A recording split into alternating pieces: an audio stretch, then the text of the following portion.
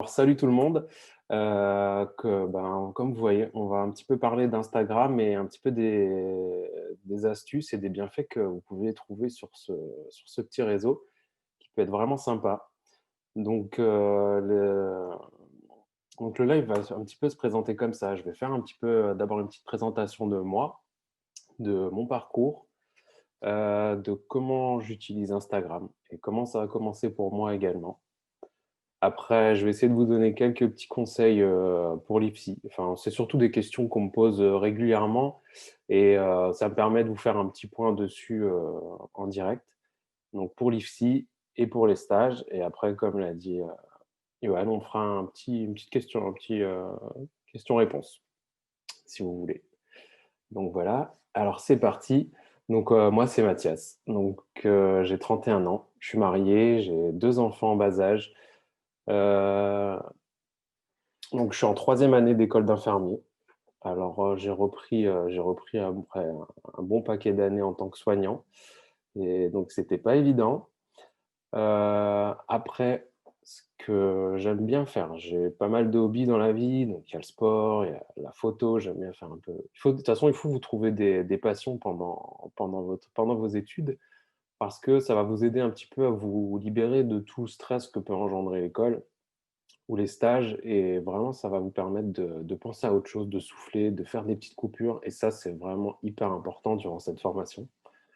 Donc voilà, les voyages, j'aime beaucoup voyager parce que franchement, le voyage, je trouve que ça permet l'ouverture d'esprit et voir d'autres cultures, enfin, c'est vraiment top. Moi, j'adore ça. Le bénévolat, donc le bénévolat, je suis organisateur dans ma ville, hein, je fais partie de l'organisation d'un marathon, à but solidaire. Donc, pour ceux qui viennent à Colmar, on le fait en septembre, quand il y a pas le covid et donc c'est un chouette marathon. Vous allez passer sur tous les villages, du vignoble alsacien, en tout cas de la région de Colmar. Donc c'est une super belle course pour tous les coureurs. Il y a pas qu'un marathon, c'est réparti en plusieurs étapes. Il y a pour un petit peu tous les niveaux. Donc, vous pouvez vous faire, vraiment plaisir sur ce genre de course et tous les fonds sont reversés à des associations. Donc ils vont aider, par exemple, il y a quelques années, pas l'année dernière, il y a une partie des fonds qui ont été reversés à mon ancien service. Donc c'est pas ça avait rien à voir, j'étais plus dedans, j'étais déjà à l'école d'inf, mais ils ont pu, mettre en place des climatiseurs dans certaines chambres d'oncologie. Donc c'est vraiment un gain pour certains patients. Donc c'était vraiment chouette pour eux et ils ont vraiment adoré ce genre d'initiative, quoi. Après, mon quotidien. Donc mon quotidien, d'étudiant, de papa, de mari, donc c'est un peu compliqué. C'est pas toujours évident parce qu'il faut apprendre à cumuler tous ces rôles à la fois et étudiant, quand on a une vie de famille à côté, c'est pas simple. C'est pas simple. C'est beaucoup d'organisation, c'est beaucoup de travail à des heures, tardives. Je veux dire quand je rentre de l'IFSI ou de mes stages, ben, j'ai ma deuxième vie qui commence, hein, donc j'ai ma vie de papa, ma vie de mari, donc voilà, j'essaie de mettre en avant ma famille et de pas trop les pénaliser par rapport à ma formation, mais ça inclut que, ben, moi, je fais des sacrifices et du coup, ben, je reste plus tard pour réviser, j'attends que tout le monde dort, ma femme m'aide beaucoup, donc du coup, c'est plutôt agréable. Heureusement d'ailleurs, parce que sans elle, je pourrais peut-être pas le faire aussi bien que maintenant. Donc voilà, c'est pas un truc super simple. Si vous avez des questions, ben, n'hésitez pas à la fin pour me les poser par rapport à ça, hein. On pourra en rediscuter correctement. Donc ça, c'est pour ma petite présentation rapide, niveau personnel. Après, je vais vous parler un petit peu de mon parcours pro. Donc, je n'étais pas quelqu'un de super studieux à la base, hein. Du coup, j'ai fait ma petite filière, BEP sanitaire et social. Donc, j'ai toujours dans l'optique de faire, dans les soins. J'ai un peu baigné dedans depuis ma jeunesse. Ma mère est aide-soignante, j'ai beaucoup de familles dans le domaine médical, donc j'ai toujours un petit peu cette fibre, médicale et disons que je ne me voyais pas faire autre chose. Donc, je me suis retourné très vite vers un BEP sanitaire et social j'avais 18 ans quand j'ai commencé ma formation, voilà, j'ai marqué. J'avais 18 ans quand j'ai commencé ma formation d'aide-soignant et j'ai commencé à 19 ans, donc en orthotraumato. Donc ça, j'ai fait ça pendant 4 ans. C'était vraiment une super expérience. C'était très, très cool parce que la chire, c'est pas mal. Moi, j'aime beaucoup la chire en général, hein, je trouve ça hyper intéressant. Et après ça, j'ai pu enchaîner avec 6 ans en neurologie, où là, j'étais dans un service où on traitait un petit peu plusieurs aspects neurologiques. Donc, il y avait un secteur soins intensifs, il y avait un secteur neurovasculaire. Donc, c'était toutes les maladies, donc tout ce qui était AVC ischémique, AVC thromboembolique, tout, il y avait tout ça là-dedans. Après, on avait un autre côté avec un côté oncologie. Donc, tout ce qui est cancer, tumeur cérébrale et tout, c'était un peu moins drôle, ça c'est clair. Mais après, on avait aussi un autre côté qui était tout ce qui était dédié à la neurologie générale. Donc, neurologie générale, tout ce qui était Parkinson, sclérose en plaques. Donc, c'était un service vraiment avec de très grosses pathologies. On était une super équipe. C'était un service lourd et du coup, c'est vrai on créait des fois pas mal de liens avec les patients aussi parce qu'on les suivait du début, des fois jusqu'à la fin malheureusement. Et, heu et voilà, donc après ça, j'ai eu la chance j'avais testé le concours, plusieurs fois, hein. J'avais testé, 3 fois le concours. Je l'avais réussi une fois et non, je l'avais pas réussi une fois et après l'année d'après, comme je voulais passer en promo professionnelle pour pouvoir maintenir un financement, hein, parce que comme dit, j'avais commencé dans ma vie active, hein, j'avais ma maison, j'ai ma famille, voilà, donc il me fallait un revenu fixe.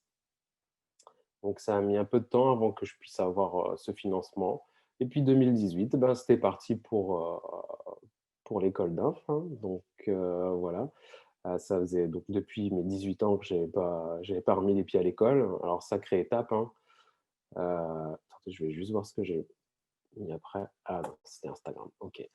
Ouais, donc sacrée étape, l'école d'infirmier, reprendre tout ça, les calculs. Alors rien que les calculs quand on n'a plus fait de division et bref, c'était tout un apprentissage à refaire depuis le début.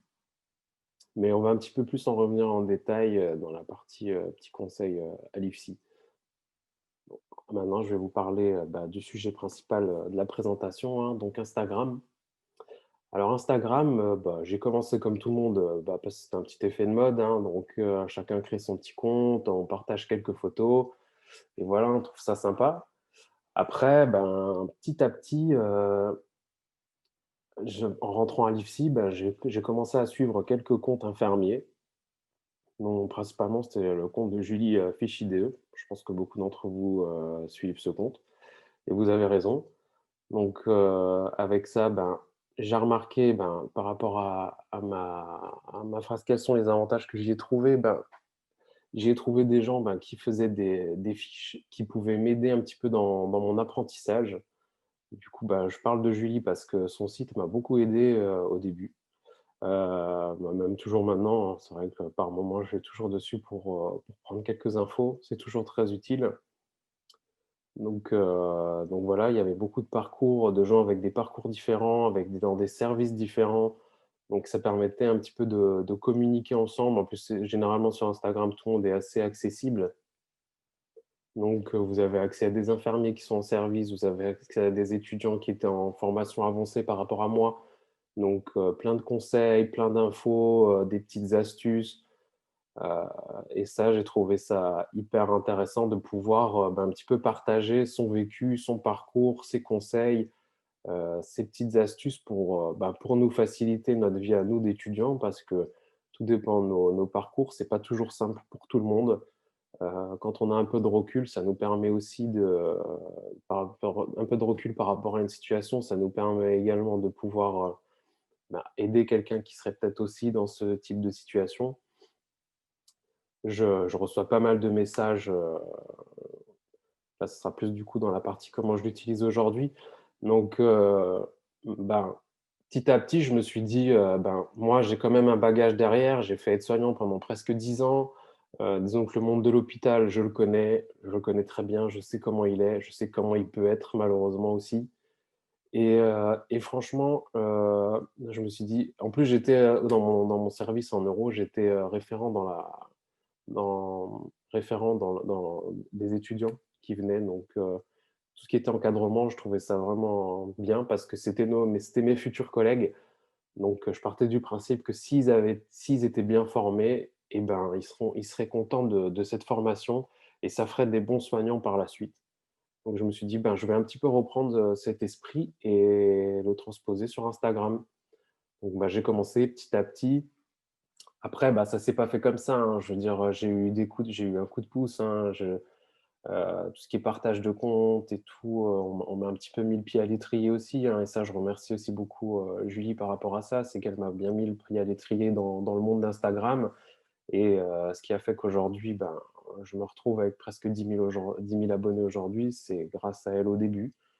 Après, il y a beaucoup d'autres comptes qui se sont rajoutés, avec qui ont créé des infinités parce qu'on parle régulièrement et on diffuse un petit peu nos informations tous ensemble.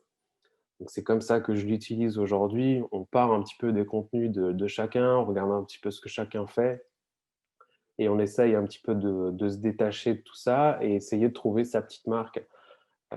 Par exemple, moi, je sais que j'aime bien poster, mes cartes mentales, par rapport à mes révisions. Ça aide pas mal les gens aussi, je le sais et du coup, je le fais parce que ça vous fait gagner du temps dans vos révisions à vous. Il y en a beaucoup qui me les demandent, du coup, en message privé. Je partage aussi, bah, mes expériences de stage. À chaque fois, je vous explique un petit peu ce que j'ai comme pathologie, ce que j'ai comme patient, quel type de patient, quel type de soins, du coup, qu'on peut retrouver dans les stages dans lesquels je suis passé, ce qui peut un petit peu vous aider dans le choix de vos stages à vous, hein, si c'est des choses qui vous intéressent. Donc, ça permet un petit peu de vous aiguiller aussi. Et donc, Instagram, maintenant, je l'utilise vraiment comme un support d'aide pour les étudiants. Bah, je diffuse aussi un petit peu ma vie personnelle, un petit peu moins maintenant que je commence à avoir un peu plus d'abonnés parce que je tiens quand même à préserver, ma famille. Ça, c'est un petit peu le côté néfaste. C'est que, par exemple, une fois, j'avais posté une photo de ma fille et elle s'est retrouvée sur un compte Instagram un petit peu bizarre, alors, sur un truc de coiffure, bref. Alors j'ai tout de suite un petit peu réduit tout ça pour préserver ma famille et vraiment mettre, le strict minimum, mais un petit peu de personnel quand même. Mais sinon, c'est sûr que maintenant, c'est vraiment plus axé sur l'aide des étudiants et comment je peux moi vous apporter mon expérience, au quotidien. Et c'est bien que vous êtes nombreux à toujours, me poser des questions en message privé. J'essaye de répondre autant que possible, hein, c'est pas toujours évident, mais j'essaye de le faire au mieux. Ensuite, ensuite, il y a aussi un autre avantage, c'est qu'à force en gagnant des abonnés, c'est que, ben, ça nous ouvre des partenaires comme maintenant vous, Elzevir, pour, pouvoir diffuser des livres, par exemple. Je sais qu'il y en a beaucoup qui ont un peu de mal à acheter des bouquins parce que c'est des étudiants, les fins de mois, c'est un peu compliqué. Alors, ils ont pas forcément les moyens d'acheter certaines choses et du coup, ben, nous, ça nous permet de vous faire gagner des livres, ou des applications, enfin, tout ce qui pourrait un petit peu vous aider dans votre quotidien et même voilà, même maintenant je parle de livres, vous conseillez aussi les livres. J'avais fait une petite rubrique, là, vous le voyez sur la photo, les livres en IFSI. Donc ça, c'est un petit peu il faudrait que je la remette à jour, mais il y en a déjà quelques-uns dedans, des livres que j'utilise régulièrement pour soit préparer mes stages, soit pour certains cours. Pour mes cours, bah, du coup, je privilégie toujours quand même, les cours de mes formateurs, hein, et tout ce qui est bouquins et applications ou tout ça, ça va venir en complément.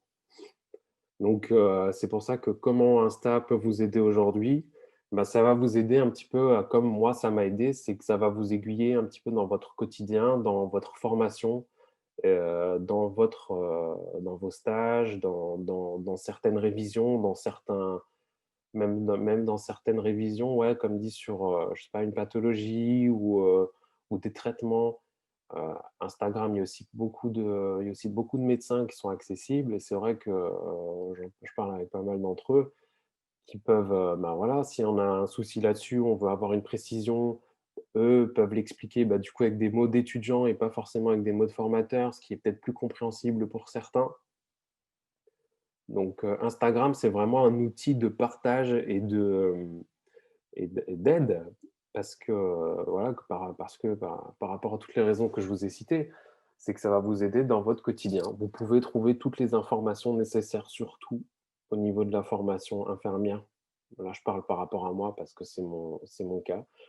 On trouve tout ce qu'il faut pour nous accompagner durant ces 3 ans. Il y a des gens qui vont vous aider pour les mémoires, il y a des gens qui vont vous aider pour certaines lieux d'enseignement, d'autres qui seront un peu plus spécifiques pour les stages, et des lieux de stage spécifiques surtout.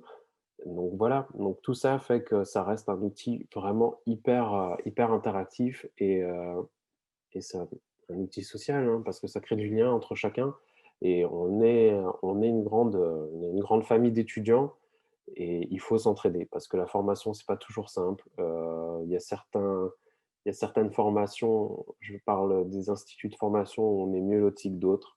Ça, j'ai pu le remarquer aussi par rapport à certains de vos commentaires par rapport à mes publications, où vous me dites un petit peu comment ça se passe chez vous. Et c'est vrai que c'est là que je me rends compte que moi, dans mon IFSI, on est plutôt bien lotis au niveau du matériel, au niveau des enseignements. C'est beaucoup de cours avec des médecins. Enfin, c'est un IFSI qui se donne les moyens et c'est appréciable pour nous en tant qu'étudiants. Et du coup, moi en tout cas, je me permets aussi de diffuser certaines choses à certaines personnes qui me le demandent pour vous aider quand vos IFSI sont un petit peu moins sympas de ce côté-là. Donc voilà, c'est vraiment un outil hyper polyvalent qui va vraiment vous accompagner pendant tout le long de votre formation et vous permettre aussi à vous, si vous avez des astuces, de pourquoi pas les publier, sur votre Instagram, hein. Je veux dire, si c'est en public, suffit de mettre quelques petits hashtags en dessous de votre publication et ça va passer dans le fil d'actualité de pas mal de monde et ça pourrait être quelque chose qui pourrait aider quelqu'un. Donc c'est ça qu'il faut garder en tête, quand on publie quelque chose, c'est que ça peut aider quelqu'un d'autre. Donc voilà comment j'utilise Instagram aujourd'hui et comment j'ai commencé sur ce réseau. Donc on va passer à la suite et je vais vous parler un petit peu des petits conseils, justement à l'IFSI parce que comme dit l'IFSI, c'est un enjeu vraiment très important. C'est 3 ans vraiment intenses. Il y en a beaucoup, je reçois beaucoup de messages de première année qui se sentent débordés dès le début et c'est vrai parce qu'en première année, il y a une quantité de c'est il y a beaucoup de semaines de cours tout de suite avant de commencer des stages et du coup, il y a beaucoup d'informations, beaucoup de cours, et comment on trie tout ça? Qu'est-ce qu'il faut apprendre? C'est souvent des cours avec, des dizaines et des dizaines de pages. Donc comment on fait le tri là-dedans? Et vous vous sentez très vite, submergé de travail et ça, malheureusement, c'est un petit peu pendant les 3 ans. Après, il y a des semestres qui sont un peu plus cool que d'autres. Donc, c'est souvent les semestres impairs qui sont un peu plus compliqués, donc le 1, 3 et 5.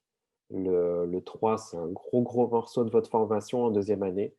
Celui-là, pour moi, la deuxième année, c'est celle qui va vraiment vous former le plus au métier d'infirmier. Vraiment, en termes d'enseignement, je trouve que le semestre 3, c'est le semestre clé. Si vous êtes au clair au semestre 3, et au niveau des connaissances, vous serez calé pour aller dans presque tous les services.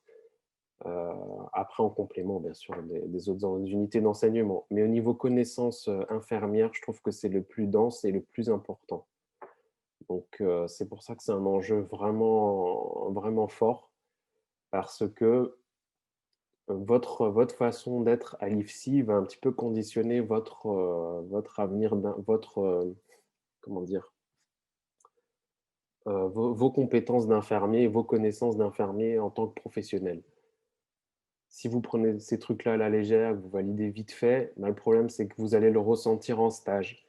Là, pour l'instant, ça va. À l'IFSI, vous êtes toujours encadré par un soignant, mais il faut se dire qu'un jour, ça sera vous le soignant et il n'y aura peut-être pas forcément une roue de secours derrière. Donc, autant être au clair tout de suite et être consciencieux parce que c'est des gens qu'on soigne, c'est pas n'importe quoi. Donc, il faut avoir les connaissances. C'est indispensable. Donc, par rapport à la méthode de travail. La méthode de travail, donc c'est un petit peu propre à chacun. Généralement, en première année, on vous fait passer un petit test pour voir si vous êtes plutôt visuel, kinesthésique ou auditif. Moi, quand j'ai passé le test, ben, ça m'a pas forcément aidé parce que j'étais un petit peu détroit. Un petit peu détroit, ouais, enfin, j'avais jamais vraiment fait de fiches de révision.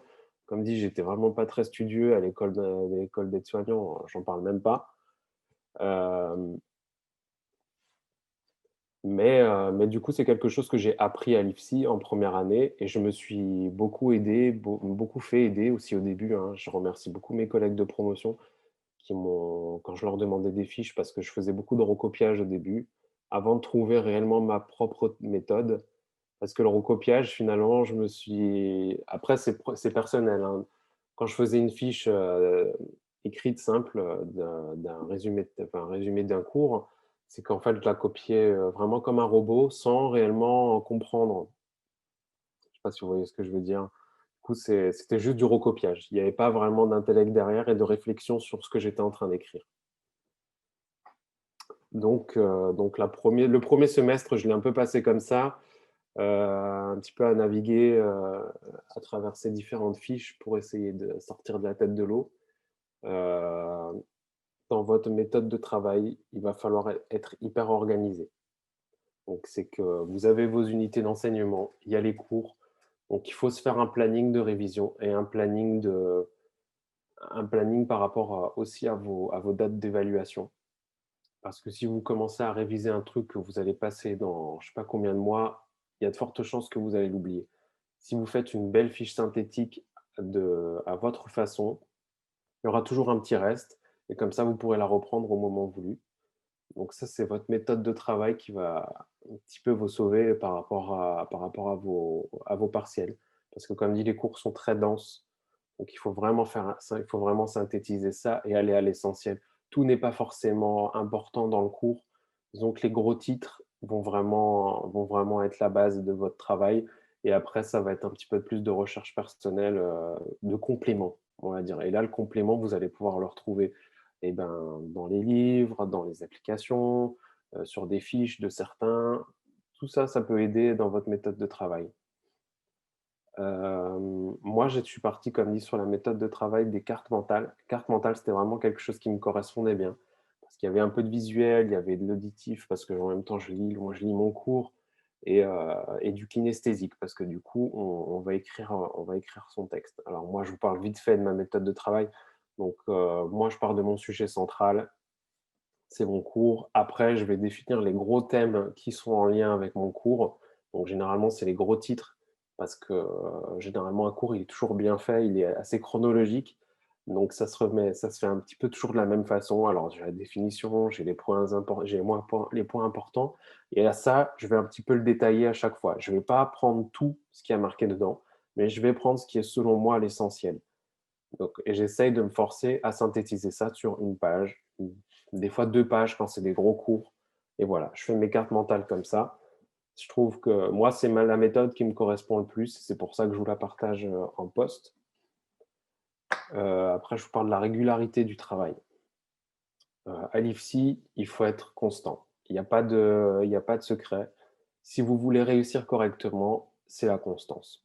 Si vous passez 3 mois à rien faire, c'est mort. Vous allez tout oublier, ça va être compliqué pour vous. Vous allez vous mélanger les idées, tout ça sera pas gérable. Essayez de garder, comme dit, une organisation, un petit planning de révision. Vous savez que là, vous avez ça et ça, vous avez eu ça comme cours. Bon, tiens, il faudrait peut-être que je fasse mes fiches, ça va m'aider. Voilà. Après, vous faites vos fiches, il y a toujours un petit peu qui va rester là et vous les reprenez plus tard. Mais au moins, vous avez fait votre fiche et comme ça, vous restez méthodique et organisé pour vraiment être au clair tout le long du semestre. Et je parlais du travail d'équipe. Le travail d'équipe parce que, ben, pendant votre formation, ben, vous n'êtes pas tout seul, vous allez rencontrer du monde et beaucoup de monde, et ces gens sont un petit peu comme vous seront aussi peut-être aussi en galère et vous allez créer des affinités avec des gens de votre classe, forcément. Et donc ces gens vont être des personnes ressources pour vous. Nous, on a un petit groupe, alors on est 130, hein, je veux dire, je m'entends très bien avec tout le monde, mais on a toujours plus d'infinité avec certaines personnes et donc, nous, on a notre petit groupe et on s'entraide le plus possible. Et en fait, on va vraiment se porter vers le haut. Voilà, il y en a un qui est en galère sur un dossier, et ben, on va l'aider, on va lui soumettre des idées, on va peut-être lui montrer le nôtre pour qu'il ait un exemple de travail et lui va se faire son après il fera sa réflexion sur son travail, mais il aura une base de travail avec notre sujet. Donc c'est comme je vous l'ai dit avant, c'est une famille ici et vraiment c'est votre petit cocon et c'est votre zone de confort. Donc vous allez être bien avec ce petit groupe et il va vous aider à évoluer. Et donc, c'est important ce petit travail d'équipe. C'est pas, après, je connais pas de personnes qui sont restées tout seuls dans leur coin à l'IFSI, mais c'est dommage de rester tout seul parce que chaque personne peut vous apporter quelque chose. Donc, autant en profiter. C'est ce qui va vous aider pendant votre formation. Après, on va enchaîner un petit peu sur les conseils en stage parce que ça, c'est aussi souvent des questions qui reviennent régulièrement. Donc, la préparation de stage. Alors, moi, j'avais déjà fait des petits posts là-dessus. Donc, pour moi, la préparation de stage, c'est indispensable. Si vous ne voulez pas passer pour un idiot quand vous allez arriver en stage, il faut que vous ayez une préparation. Une préparation, c'est pas très compliqué hein, au final. Hein. Faut pas non plus vouloir faire des choses folles. Il faut juste être organisé et méthodique, comme toujours. Et ça, c'est vraiment comme toujours à l'IFSI, ça sera un petit peu ces mots qui vont revenir régulièrement. Moi, la préparation de stage, ce que je fais, c'est que ben, quand on a sa ligne de stage, avant de partir en stage, ben, j'essaie de me renseigner et ben, avec quelqu'un de ma formation qui a peut-être été dans ce lieu de stage et qui pourra, de ma formation ou même d'Insta, hein, je veux dire Instagram, ça peut vous, sur tout ce que je vous ai dit avant, ça va vous aider de la même manière. Hein. Si vous voyez que quelqu'un travaille sur Instagram avec une certaine méthode et tout, il ne faut pas hésiter à venir lui demander comment il fait, qu'est-ce qu'il en pense, et ça va vous aider. Donc, si à l'IFSI, les gens, ça peut être des personnes ressources, Instagram, c'est aussi, comme je l'ai dit avant, c'est des personnes ressources que vous avez en face de vous. Et pour les stages, c'est pareil, parce que les stages, vous allez peut-être vous confronter avec des professionnels de ce genre de service. Donc, vous pouvez leur demander directement bah, quel type de pathologie est traité dans ton service, donc ça, vous pouvez faire votre petite fiche avec souvent les livres, c'est bien. Chez Elsevier, vous avez le guide pratique infirmière qui est vraiment top du top qui va vraiment vous détailler spécialité avec ce qu'on peut retrouver dans ces spécialités. Et vous, en fonction de ce que vous avez retrouvé comme réponse chez quelqu'un qui a été en stage là-bas, vous vous faites votre petite fiche de travail. Voilà, quel type de spécialité, quels sont les traitements les plus courants dans ce genre de service, quels sont les examens qui sont pratiqués là-dedans, quel type d'hospitalisation aussi, si c'est du court séjour, long séjour, de l'ambulatoire. Voilà, tout ça, ça fait que quand vous allez arriver en stage, ben, vous ne serez pas totalement perdu. Et les gens, quand ils vont venir vous parler et vont un petit peu vous présenter, vous allez pouvoir leur répondre. Et ils vont tout de suite voir que vous êtes intéressé. Et ça fait énormément. Et là, on va passer dans le petit onglet pendant le stage. Donc, si pendant le stage, vos référents ils voient que vous êtes intéressé, que vous avez fait des recherches sur les pathologies, sur les traitements, vous savez un petit peu de quoi vous parlez quand ils vous posent une question, et ben, tout de suite, il va y avoir un petit feeling un peu plus sympa que s'ils vous posent une question, vous êtes là, je ne sais pas. Après, on ne peut pas tout savoir. Ça, c'est une chose aussi qu'il faut se garder en tête, on ne peut pas tout savoir. Mais on peut faire les recherches. Et donc ça, si on ne sait pas quelque chose aujourd'hui, eh ben demain, on peut se renseigner pour le savoir. Et ça, c'est important. Il ne faut pas rester avec des choses qu'on ne connaît pas parce que, comme dit, c'est des patients qu'on va suivre, qu'on va soigner. Si on ne sait pas pourquoi ils sont là et comment bah, le mécanisme, en fait, ils sont malades, comment et pourquoi la physiopatho, si c'est maintenant, s'il a quelque chose au cœur, s'il a fait un infarctus, c'est quoi un infarctus, c'est quoi le processus d'un infarctus, comment ça se crée, comment ça se traite, et quelles sont les suites, et qu'est-ce qu'on met en place comme traitement. Si vous êtes capable de répondre à ce genre de questions quand vous prenez en charge votre patient, eh ben, franchement, vous serez tranquille pendant tout votre stage, parce que les soignants vont commencer à vous faire confiance et ils verront qu'ils ne parleront pas à n'importe qui. Donc ça, c'est pendant votre stage. C'est très important de montrer que vous êtes investi dans votre stage. Montrez-vous disponible, courtois, mais ça, c'est la base. Je ne reviens pas dessus parce que ça, c'est des bases. Voilà, vous vous présentez bien à tout le monde. Ça, c'est aussi très important. Il y en a beaucoup qui sont très sensibles à ça. Alors, présentez-vous 1000 fois même s'il faut. Par exemple, moi, je suis en stage au bloc en ce moment. Je pense il doit y avoir 50 ou 60 infirmiers anesthésistes, IBOD, infirmières de bloc, médecins, anesthésistes internes. Bref, chaque fois que je croise une nouvelle tête, je me présente. On ne sait jamais, je vais peut-être travailler avec, peut-être pas, mais au moins il saura qui je suis. Et s'il ne le sait pas, c'est pas grave, il saura. Si je suis amené à retravailler avec lui, eh ben, je me représenterai. S'il faut, voilà. Il ne faut pas hésiter, il ne faut pas avoir peur, les gens ne vont pas vous manger. Et c'est important pour créer déjà un petit lien de base. Donc, après votre stage, c'est bien de faire un petit débrief de votre stage. Et ça, généralement, vous allez le faire avec votre formateur sur des rendez-vous pédagogiques où il va un petit peu sonder avec vous comment s'est passé le stage, comment vous l'avez vécu.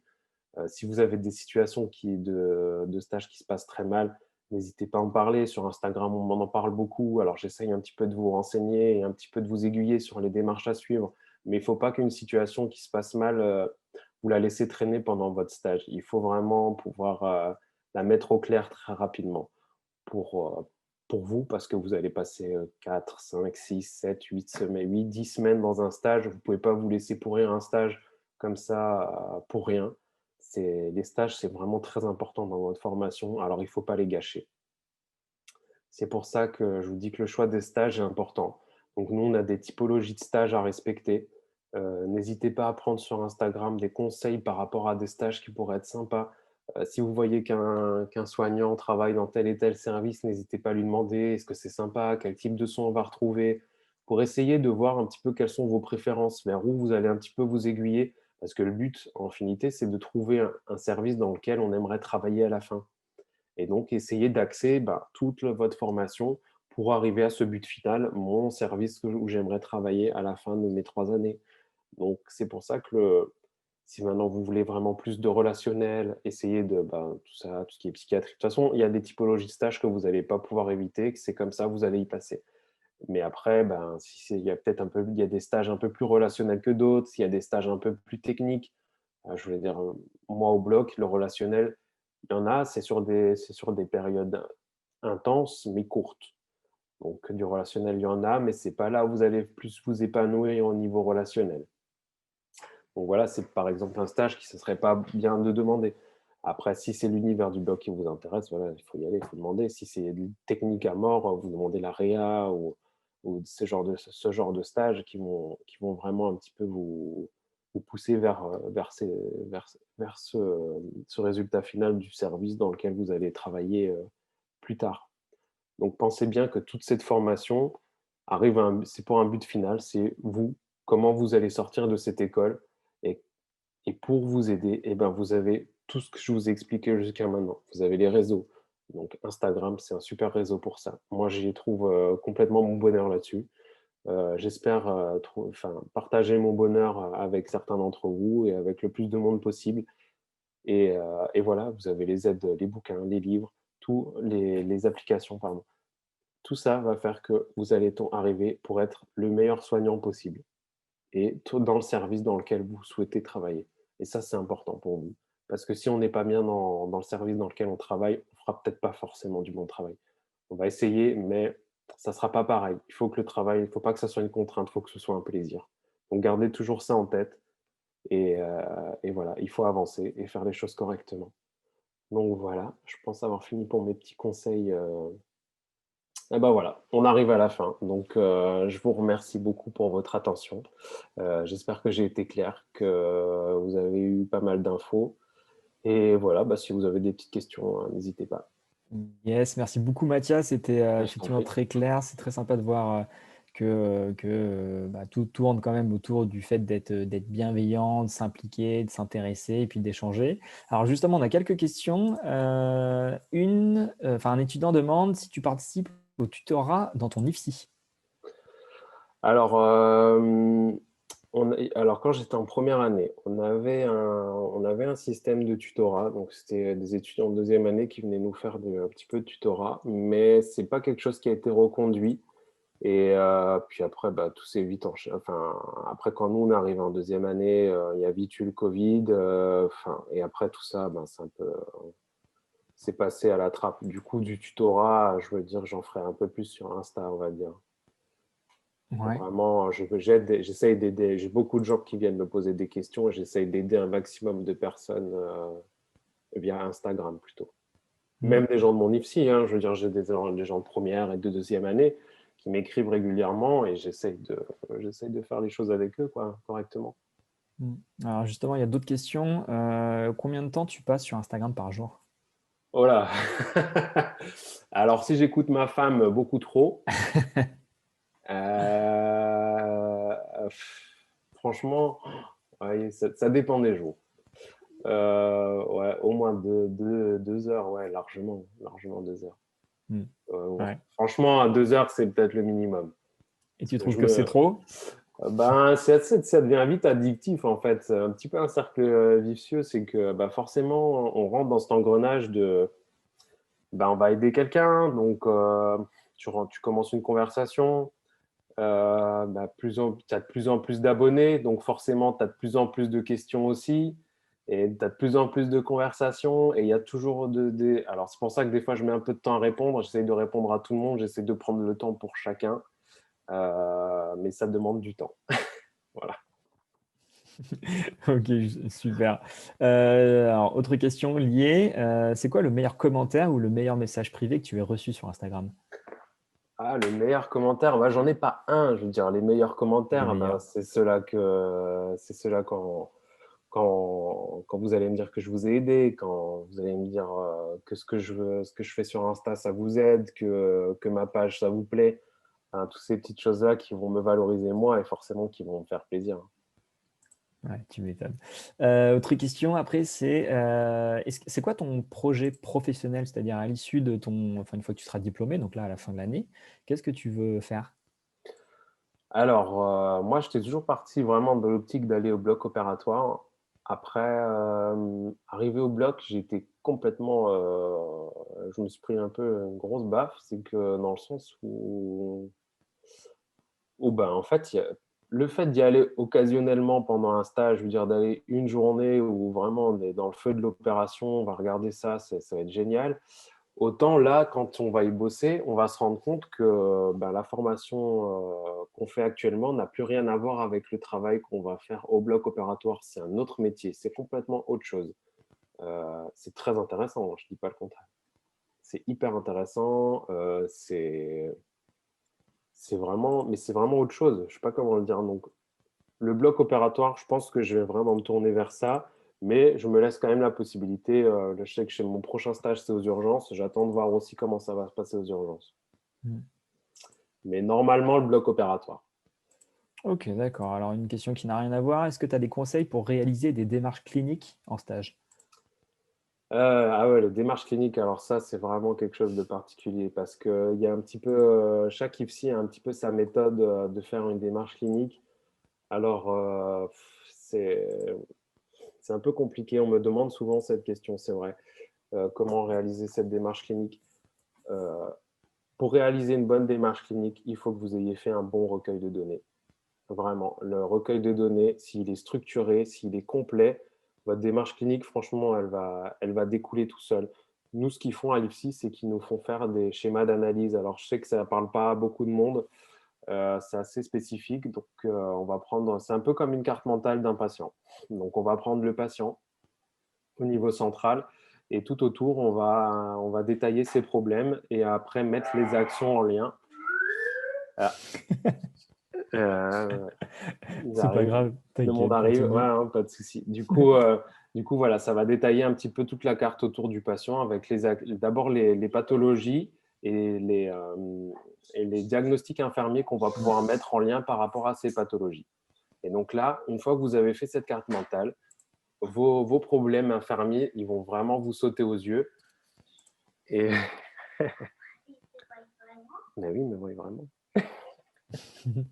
Ouais, on va Ouais, prendre encore 2-3 minutes et puis après on va te laisser ouais. retourner avec ta famille. Non, pas de souci. Et voilà, et vos problèmes infirmiers vont vraiment vous sauter aux yeux et du coup, votre démarche clinique, elle va vraiment découler. Vous avez juste à suivre votre déroulé.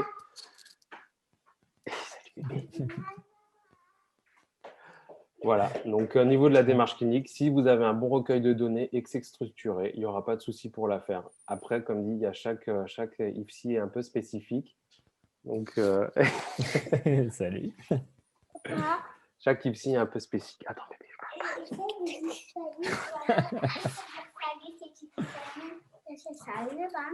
Hein? Désolé, hein, mais Pas de voilà, souci, ça c'est t'inquiète. la vie de papa. Ouais. Donc ouais, tous vos problèmes vont vous sauter aux yeux et comme tout est structuré, vous allez aussi avoir la réflexion sur comment vous allez pouvoir traiter ce problème. Donc la structure et le fait qu'un recueil de données soit complet va vraiment vous aider. Ok, super. Alors, j'ai peut-être une dernière question pour toi. C'est est-ce que ça t'est déjà arrivé qu'on te reconnaisse en arrivant dans un stage, par exemple, grâce à ton compte et sans que tu aies vu les personnes en amont? Ouais, exactement. Là, récemment, hein, encore là au bloc, une interne en anesthésie, elle m'a dit: «Ah tiens, je t'ai vu sur Insta, t'es influenceur». Je fais: «Influenceur, c'est un grand mot, c'est pas avec 10 000 euros, 10 000 abonnés qu'on peut se prétendre influenceur». Mais effectivement, ouais, oui, ça m'arrive. On me reconnaît assez régulièrement dans les différents services où je vais. Hmm. Ok, bah écoute, super. On va pas te déranger plus longtemps. On sait que tu as Non, plein mais d'autres choses à faire aucun maintenant. problème. Si tu as Bon, d'autres questions, tu peux, je vais. ouais, il y avait une Alors, dernière question sur les partiels, mais c'est trop large comme question, puisqu'il y a plein de partiels et puis plein de bah, d'ici vas-y, ce essaye. sens. Hein, C'est comment se passent les partiels? C'est un peu large. Ah ouais, c'est un peu large, parce que ça va dépendre du partiel. Ouais.